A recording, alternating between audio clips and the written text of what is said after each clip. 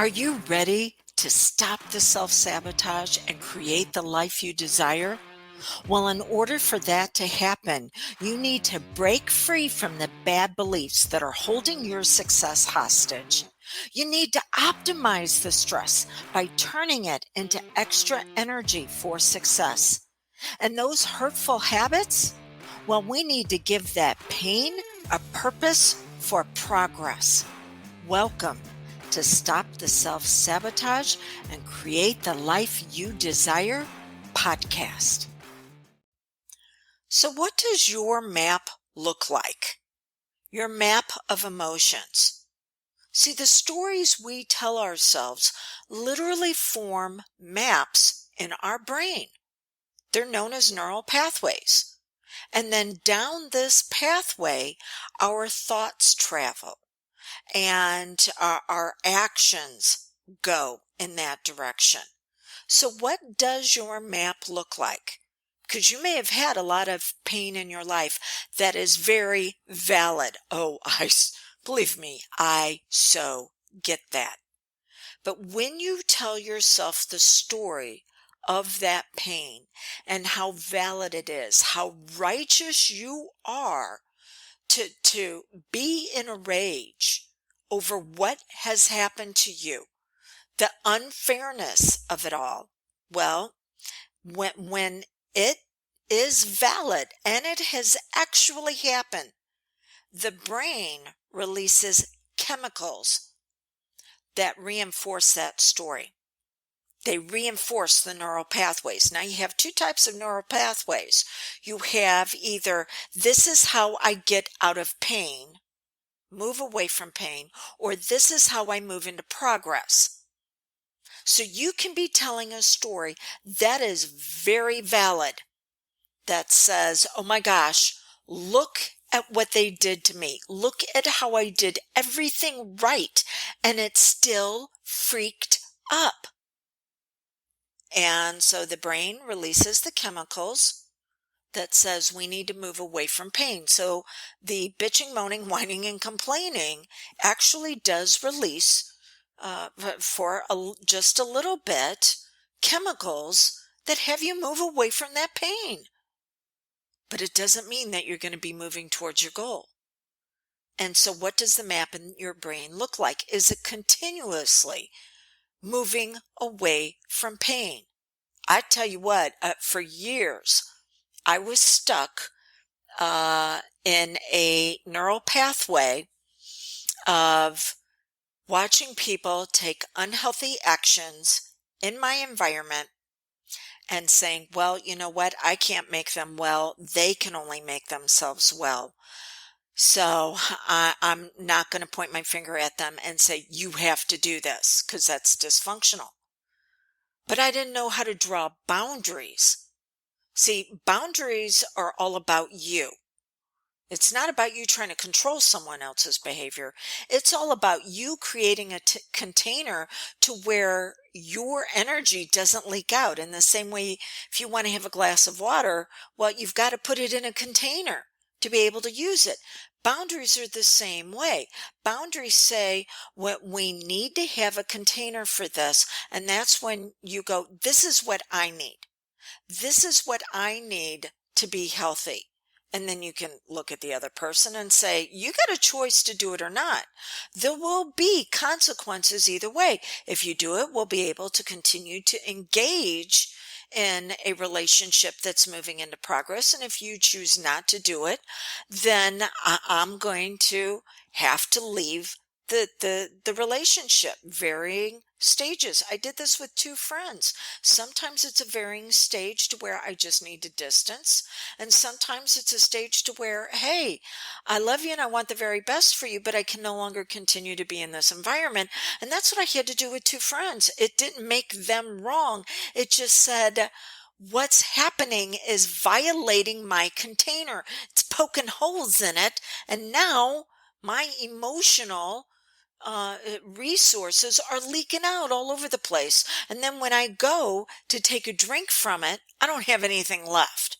Okay. So your stories are your maps of emotion. and the story can be valid, but it still be a dysfunctional story, and you will continue to release chemicals that will have you feel good, but it's feeling good based on short-term sabotage instead of creating the life that you desire, designing it, and actually living it. So you got to find the way to flip the story. And that's based on what we've been talking about this week. Your status, your control, your freedom, the relationships you choose to engage in, and not looking at how fair life is going to be, because that's the last one. If you continue to look for how fair life is going to be, this is the biggest predictor of how neurotic you can get, because life ain't going to be fair. You got to learn, though, what's the truth, and what's the truth about you, not the truth that someone else taught you to believe so they could be okay. This is revealing who you really are. Okay, so you got to take those motivators and allow them to set up the story in a way that's going to move you in to progress. And then as you're moving into the progress and you're noticing it, you're like, I don't have this mastered, but at least I'm beginning to take steps. I'm beginning to look at what boundaries need to be drawn. I'm looking at what is it that I need to do for me, not at the expense of someone else. But this is what I have to have in my environment, externally as well as internally. Whew, okay, so something else you need to know as you begin to flip the story from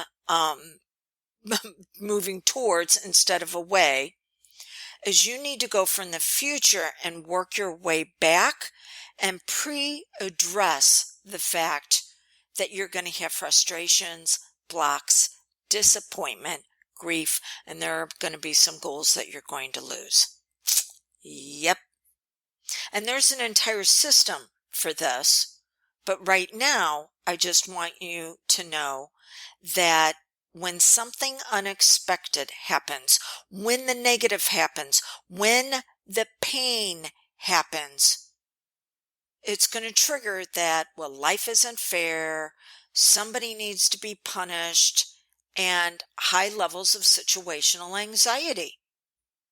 That's great. All of these emotions can be used for you to begin to look at, well, where has my story been around neural pathways of moving away from pain? And how can I begin to develop it for progress now? But to minimize the impact of unexpected, you need to expose yourself to the unfamiliar on purpose. You need to be putting yourself into situations on a consistent basis where you do not have the skills to master it. You know, you heard me say earlier in the week about self-confidence, and that comes from putting yourself into situations where you're going to need to learn to adapt. Well, you need to be putting yourself into situations where you need to be learning to adapt and to adapt quickly. I have my own coaches that I work with. I have my own mentors, and it's not about reinforcing what I'm already really good at. It is about looking at the areas of my life where I'm going, okay, this is an area where there's the potential for growth, but there is also the potential for pain and for failure.